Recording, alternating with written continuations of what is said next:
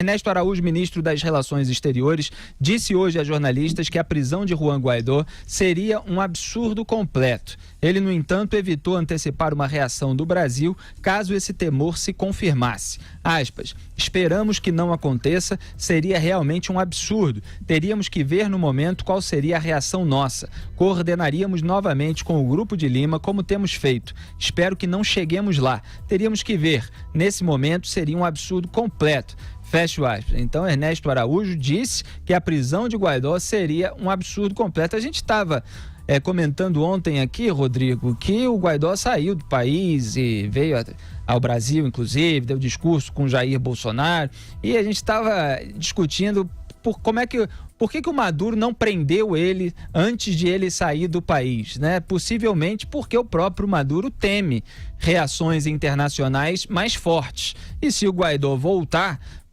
existe, obviamente, o risco, porque o Maduro é aquele brutamontes, né, de ele ser preso, mas eu imagino que ele sabe que a comunidade internacional também pode se unir para uma aventura mais forte, né?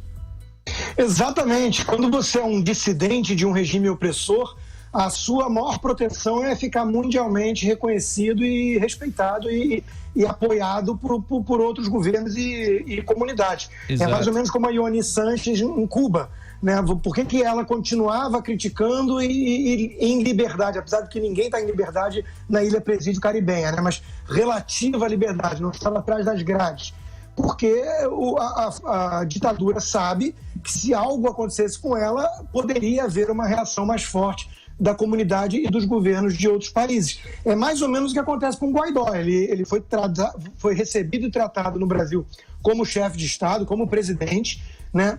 E vários países, né? As pessoas falam muito no Império Estadunidense, né? São mais de 70 países, inclusive o Trump descobriu a importância de você trabalhar talvez em conjunto com outros países, né? O Grupo de Lima. Então você tem um peso internacional muito forte que reconhece Guaidó como o presidente de fato, não Maduro.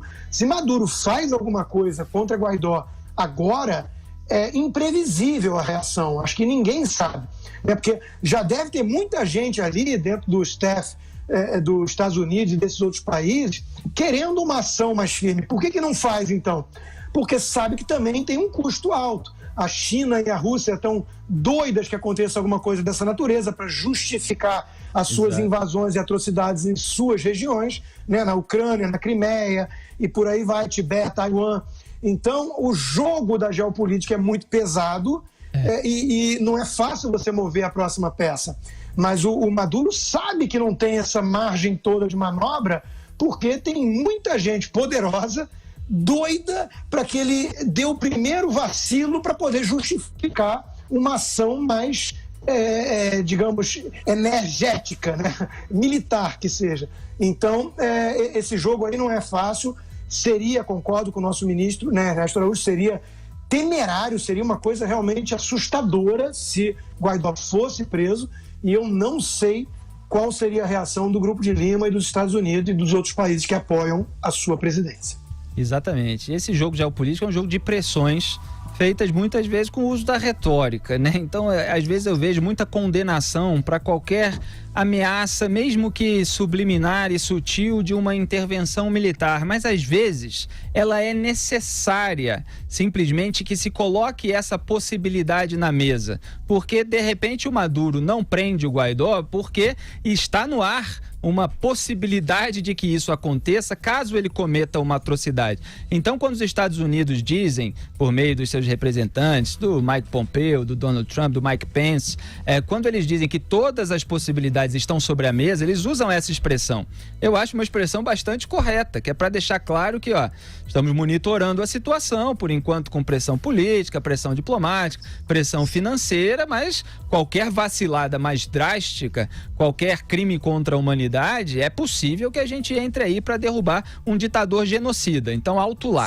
Diga aí. Felipe, a diplomacia só funciona se tiver por trás uma credibilidade do último recurso, que é a ação militar. Exatamente. É o sticks and carrots, como chamam os americanos. Você tem que oferecer alguma cenoura, que é, no caso, a anistia, que está na mesa, e você tem que ameaçar com o pau por trás para poder dar a porretada se for preciso. Claro, senão não existe diplomacia. Exatamente, faz parte do jogo mostrar que existe uma retaguarda militar. José Maria Trindade. Uma intervenção militar na Venezuela não seria fácil. É um país militarizado, gastou muito com armas, tanques e caças, e seria muito complicado. Então, é isso que os países pensam. A vinda do Guaidó, ele já está no Paraguai, a vinda dele aqui foi uma saia justa ali no início, mas Jair Bolsonaro acabou destoando a ideia inicial dos militares, que era de dar um apoio discreto. Ele foi tratado aqui como chefe de Estado, entrou pela porta principal do palácio, não pela rampa, mas logo depois houve uma declaração conjunta. Isso só se faz com chefe de Estado. E lá o Jair Bolsonaro não poupou palavras sobre a ditadura e sobre o viés ideológico. E o Guaidó respondeu que não. Ditadura, e eu acho ditadura uma espécie que deve ser varrida da face da terra, é odiosa, porque ela consegue atrapalhar gerações futuras, não só no presente. E aí o Guaidó diz que ditador é ditador, não se importa se é de direita ou de esquerda. Agora, o que eu vejo, Guaidó tem carisma, por onde ele passou aqui em Brasília, ele foi saudado, parou o carro na chuva para cumprimentar venezuelanos, enxugou lágrimas, enfim, agiu como um político que é. No Congresso Nacional, uma manifestação isolada contra ele, o manifestante foi retirado. Agora, de tudo isso aí, o que me chama muita atenção foi o papel do Ministério da Defesa e o papel do Ministério de Relações Exteriores. Quando eu cheguei aqui em Brasília, eu cobri uma resposta do Itamaraty e peguei uma nota oficial dizendo que o governo brasileiro via com preocupação. Aí eu falei, gente, o mundo está caindo e o Ministério das Relações Exteriores veio com preocupação. Um colega antigo, setorista, me disse, olha, José Maria, isso é muito sério da linguagem diplomática, quando vê com preocupação. Aí agora eu vejo a coisa inverteu. Eu vou só falar aqui alguns pontos de duas notas. A nota do ministro da Defesa, uma nota oficial. O ministro da Defesa intercedeu para que novos incidentes na linha fronteira envolvendo Venezuela e Guarda Nacional Boliviana não voltem a se repetir. Veículo antidistúrbio que estava na barreira montada pelo país recuou imediatamente. E dizendo lá, e conclui a nota, né, que a fronteira do Brasil continua aberta para acolher refugiados. Aí vem a nota do Ministério das Relações Exteriores. O governo do Brasil expressa sua condenação mais veemente aos atos de violência perpetrados pelo regime ilegítimo do ditador Nicolás Maduro no dia 23 de fevereiro nas fronteiras.